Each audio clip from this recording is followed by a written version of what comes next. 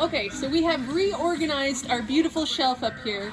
We've got different kinds of supplies and stuff, zippers, thread trimmers, and then we have our zipper heads over here and stickers and different kinds of things. And then very important, we have our sewing machine tools and parts here in this bin, and our sewing needles and like seam rippers, things like that. We have our sticker printing machine.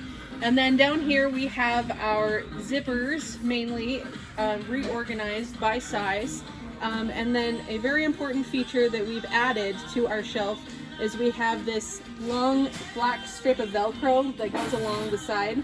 And this enables us to take our QR code for each supply and has a little piece of Velcro on the back, and then we can move it to wherever we might need if things need to get changed around. And so that's a very important feature.